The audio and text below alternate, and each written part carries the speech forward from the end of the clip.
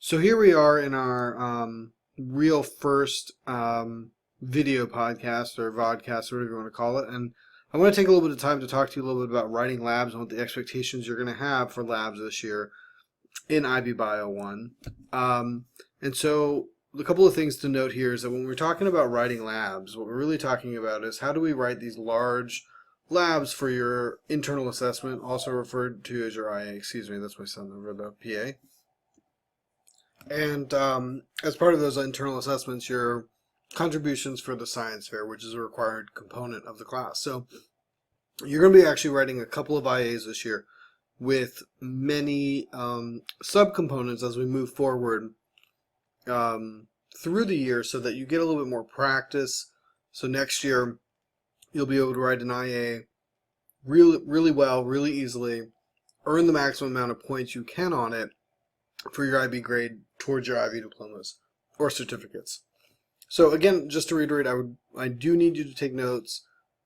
You want to make sure you internalize this, answer the questions I hope that are embedded in the video as you watch it to show to me that you did complete the work in preparation for class. So some of the questions that we will be answering is what is expected of me or of you in writing lab reports, and what kinds of ideas / concepts do I need to know when designing labs. And so what we're going to do is talk a little bit about the scientific method. Ignore this purple section here. It's just this red question right here. So what is the scientific method? And you might be recalling the sequence of steps that you've gone over year after year after year in science class. And it usually starts with something like, and there are all kinds of permutations of this. So if you remember it a little differently, or if you were taught it a little differently, that's okay. But I think the general idea that you've been taught is that you make some kind of observation. You notice something. Maybe you ask a question about it. You do some research. You design an experiment.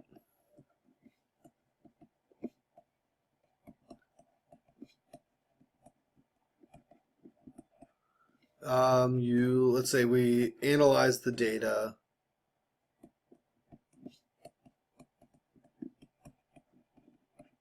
And you draw a conclusion. Now, that seems like it makes logical sense. And really, when we talk about this word experiment, there are a couple of things that you should think about, like what is an independent variable, what is a dependent variable, what are constants, and some other words that we'll talk about in just a few minutes. So what I want you to do is actually think about this example. And this is an experiment that I did when I was in high school. I'm going to write it down here.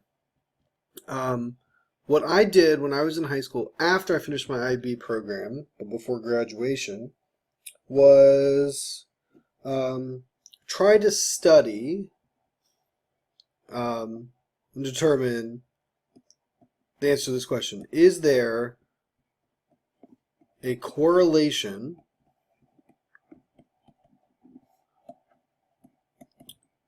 between dissolved oxygen content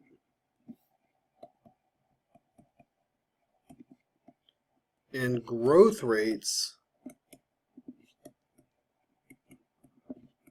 of flounder?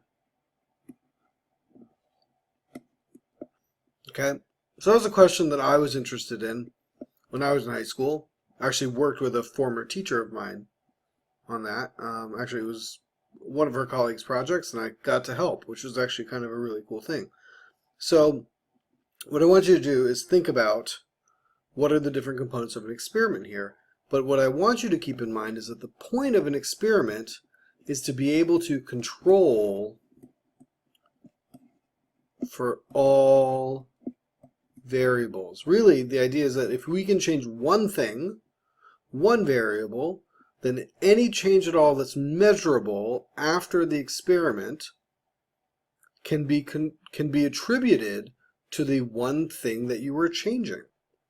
And let's see what you remember about those terms. So you should see some questions pop up now. So my question now is, does all of science operate in that manner? So does all science require experimentation? And I would urge you to think about things that are not what you might typically think about in school. For example, and I hope maybe you do think about this because we offer it, astronomy or archaeology or paleontology. These are things that we can't really control in the same way through experimentation because we can't stop the planets from their movement. We can't see how things might preserve themselves over thousands of years or even millions of years. And so, of course, there can be smaller components that are experiments about materials, but we can't really study them in the same way. And all that science really is our human construct, of understanding how the natural world works.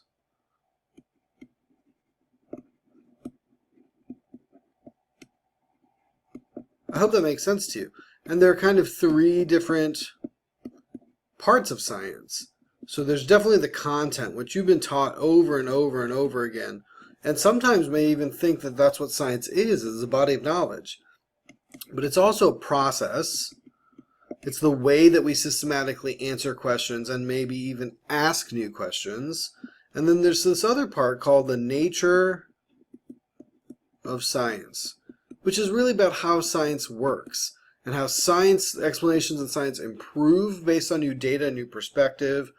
Therefore, it's tentative, it can change, and it improves. That there's sometimes bias involved. There are some other components to it as well, but it's important to understand how science works. And these are the three major categories of science. So much of what we do is focus on content. And in our class, we're going to focus some more on process and nature of science throughout the year. And that's what you're lucky that you get for taking IB Bio. So no, not all science operates in this way. And so when we say that this is the scientific method, we need to be careful because that's not the appropriate term. Okay, so because it doesn't fit for all of science, and so therefore it's misleading, and you've been taught that. And it's not been accurate. What this is instead is the experimental method. And it's one way to do science. Okay? It's one way to do science. And that's kind of interesting to think about. Because all really science, the real scientific method is really observations and inferences. So here's an observation. This might be considered an inference. Designing an experiment, analyzing the data. So collecting the data would be an observation, and analyzing it would be the inference. Drawing a conclusion is an inference. So you can see that that kind of is the weaving theme. Excuse me, that's my son. So if we're to think about what you're expected to do in IB, it's the experimental method, but there's a little bit more detail than maybe that you're used to. So there's a couple of components, and we'll talk about these in class. The first is called the personal engagement, and really that's an opportunity for you to express why you're engaged in the question that you've developed or in the field that you've developed, and what that buy-in is, because that is important. People don't do science just to do science. People have become interested in certain fields, and there are reasons for that, and that's what that personal engagement is all about. But the second section is called the exploration, and that's really where the question, the research, and the design of the experiment come into play. And that's where we're really going to start with designing your experiments. Now, there are a couple of things that you need to think about for your experiments, a couple of new words. So I think you know this one, the independent variable. the dependent variable, and I'm abbreviating, but I'd rather you write them out. You know that the independent variable is the thing that you change, or the I change variable. It's the thing you're looking to see if there is an effect of the independent variable on the dependent variable. And that's kind of an interesting idea because that's the only thing that you're changing. Now, when we say that, we want to keep it simple. We want you to only change one thing, but in reality, scientists can change multiple things, but that only means that their testing, their experimentation, has to be more robust and have many more trials and combinations of groupings, because sometimes it's not just having the presence of one variable or the amounts of one variable that cause the change. It could be an interaction of different variables, but we try to keep it simple in high school. So we're going to keep to one independent variable. The dependent variable is a thing that you measure as an effect of the independent variable. Remember, variables change. So if this independent variable is something that you're changing, the dependent variable, the variable part, means that you're hoping that the data changes too. But if there's no change as determined by statistics between the different groups of your dependent variable, that means that the independent variable did not make a difference.